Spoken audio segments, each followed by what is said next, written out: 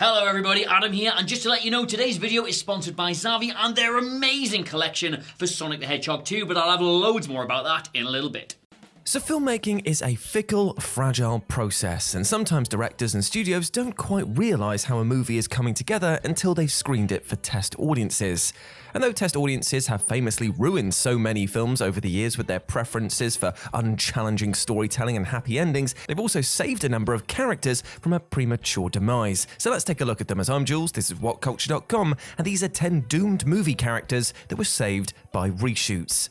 Number 10, Vanessa and Peter, Deadpool 2.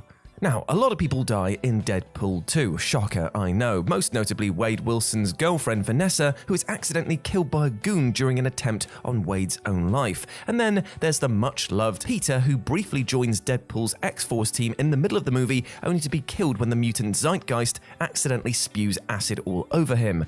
Originally, both of these deaths were supposed to stick, but during post-production, the filmmakers had a rethink and decided to resurrect Vanessa and Peter with some fleeting reshoots. After test audiences expressed disappointment in Vanessa's death, the director of Deadpool 2 suggested shooting a mid-credits sequence where Deadpool uses Cable's time-traveling tech to go back in time and prevent it. While consulting with the writers for the film, as well as Ryan Reynolds, who also co-wrote the movie, it was agreed that they could have some fun with the time travel concept, and so decided to, amongst other things, bring Peter back as well. Hilariously, while Deadpool dramatically saves Vanessa in a do-over of her original death scene, in the case of Peter, Deadpool simply tells him to go home before the X-Force mission kicks off in earnest. It is amazing. Number 9, John Rambo, First Blood.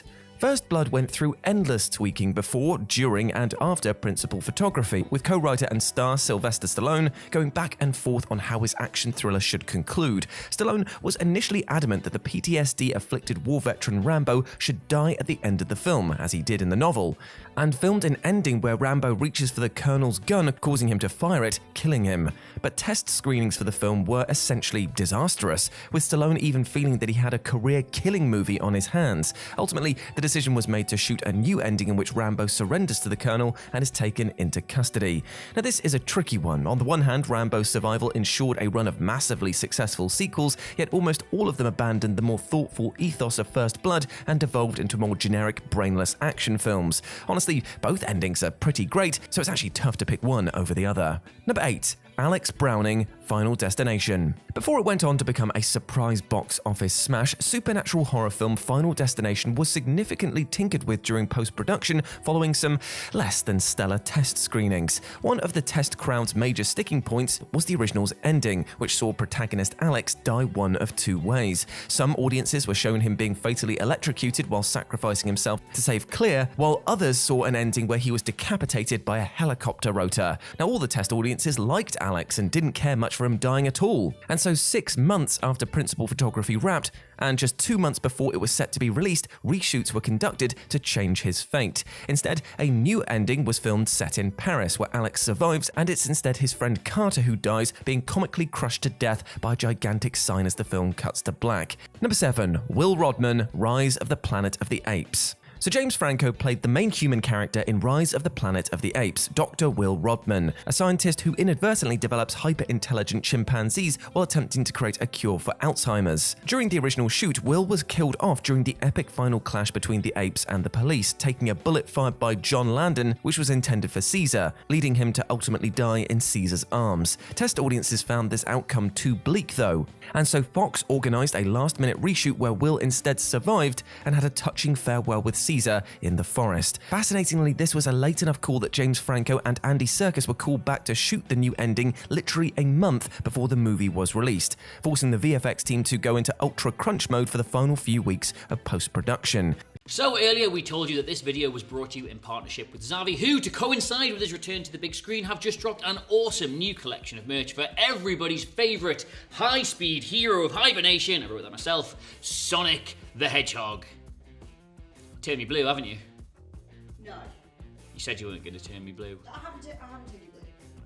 You better not have. Zavvi is the planet of pop culture where film, TV, gaming, music and comic books collide. They have an incredible range of clothing, collectibles, artwork, homewares, tech, toys, games, all officially licensed and all infinitely more awesome than just making it yourself. I mean, look at these dopes. They've got amazing collections from Star Wars, Marvel, Disney, anime, all your favorite TV shows, the biggest titles from PlayStation, Xbox and Nintendo, plus Lego, all manner of toys, and those Funko things you all love so much. On top of this, Zavi has just released the April edition of their free digital magazine, The Lowdown, which this month features exclusive interviews with the cast and director of Sonic the Hedgehog 2, plus interviews with everybody from Oscar Isaac to Michael Bay. You can check that out in the link in the description below. But today we are here to wax lyrical about their brand new range of Sonic the Hedgehog merch, including the man himself, Tails, and Knuckles, the Ekinder?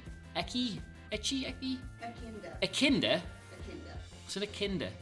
That's horrible. They've got an incredible range of t-shirts and hoodies, some trainers that we sort of guarantee will make you run faster, but can we just... This jacket. If you owned this jacket, you would never need another jacket as long as you lived, would you? Are you wearing the Knuckles varsity jacket? I am, yes. And because the lives of What Culture viewers are demonstrably better than those of everybody else, use code CULTURE at the checkout and get 20% off clothing plus 10% site-wide. Some restrictions do apply, but when do they not? The link is in the description, and you're right, this probably is the coolest collaboration we've ever done. But anyway, Sonic, Zavi, What Culture, clothing, discounts, etc., etc. Just think how lucky you were to stumble across this video today, which we will now be getting you back to. Goodbye.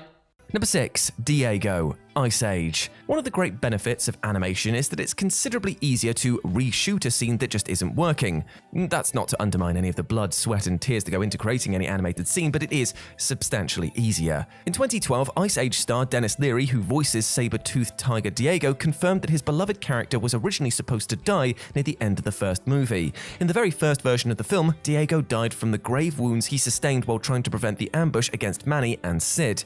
However, Leary claims that during test screening, the younger audience members burst into tears when it was clear that Diego wasn't coming back, something that Leary predicted would happen and apparently warned the producers of. And so the decision was made to render an additional sequence at the end of the film where a wounded Diego returns. From a commercial standpoint, this was absolutely the right call, that you have to hand it to the filmmakers for initially committing to such a ballsy ending for Diego. Number 5. Silas Stone, Justice League. The slapdash production of the 2017 version of Justice League, aka the Justice League, is basically legendary at this point, and among the many changes made to Zack Snyder's initial version was the fate of Cyborg's father Silas Stone.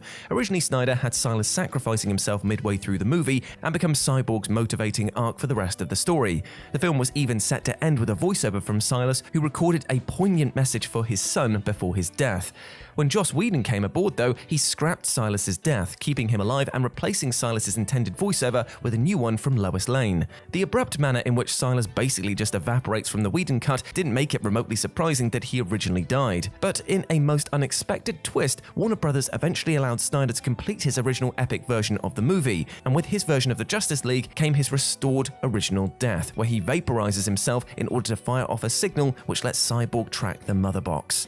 Number 4. Seymour and Audrey, Little Shop of Horrors. Originally, Little Shop of Horrors more or less ended as the stage version of the musical did, with both Seymour and Audrey being devoured by the gigantic man-eating plant known as Audrey 2, before an army of plants then takes over the world. Director Frank Oz shot this ending, but it ended up scoring horribly with test audiences who found it way too bleak and downbeat, and so Warner Brothers had Oz shoot a new, more upbeat finale in which Seymour kills Audrey 2 by electrocution, and he and Audrey then start a new life together. Considering that Little Shop of Horrors was a box office disappointment regardless, it's a shame that the studio didn't stay the course and retain the ending from the beloved source material. Number 3. Benny, Leatherface, The Texas Chainsaw Massacre 3. Production on the third Texas Chainsaw Massacre movie was an absolute nightmare, with the shoot running over schedule and over budget, enough so that director Jeff Burr was fired a mere week into filming. Hilariously though, when the producers couldn't find anyone else to replace him, he was rehired for the remainder of the shoot. Originally Originally, survivalist character Benny was killed from wounds sustained by Leatherface's chainsaw, but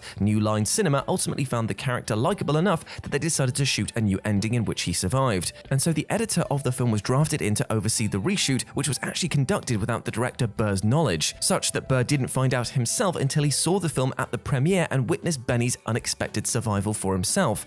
It's pretty awkward, all things considered. Given that Benny's original fatal attack is still kept in the movie largely unedited, it's jarring to see him suddenly make a return at the end, as great a character as he is. Number 2. Loki, Thor: The Dark World. So Loki air quotes dies in Thor: The Dark World after being mortally wounded, though of course the movie's ending pulls an amazing 180 by revealing that he's still alive and well and has been impersonating his father the entire time. While this seems like it was always the intended plan, originally Loki's death was going to be permanent, and there was no intent during principal photography for it to be a fake out from the trickster god. Tom Hiddleston himself said Loki's death was part of the original pitch and in test screenings, but the audience didn't accept it. They said, you know, he's obviously coming back, and there was a very strange and almost unanimous resistance to it. They decided that it wasn't the end.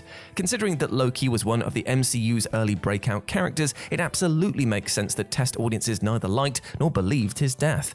It's well documented that The Dark World underwent extensive reshoots to lighten its tone, and part of this was evidently filming a quick closing stinger which assured the audience that Loki would indeed be back. As much as the MCU has a real stakes problem where death is concerned, this was definitely a smart call given Hiddleston's brilliance in the role. And number 1, Freddy Harris, Halloween Resurrection. Halloween Resurrection is such a thoroughly despised sequel amongst the fan base that it's actually difficult to believe that test audiences could have had much positive to say about it at all. But apparently they were rather fond of the wisecracking, kung fu-loving director character Freddy Harris, as infamously played by Busta Rhymes.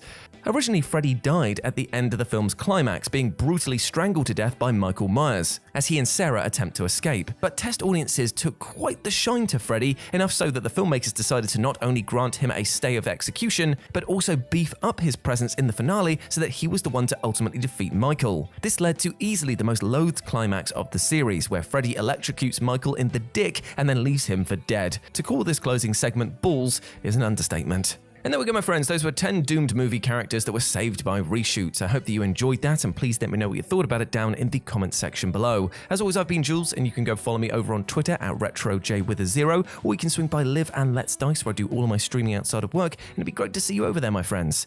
But before I go, I just want to say one thing. Hope you're treating yourself with love and respect, my friend, because you deserve all of the best things in life, alright? It may feel from time to time that we ourselves are doomed from the situations we find ourselves in, but I promise you, with the help of friends, family, professionals in the support industry, you can overcome these problems, and you can go on realizing that you are a massive ledge and you deserve the best things in life, alright? And you deserve love, happiness, and success. Now go out there and absolutely smash it. As always, I've been Jules. You have been awesome. Never forget that, and I'll speak to you soon. Bye.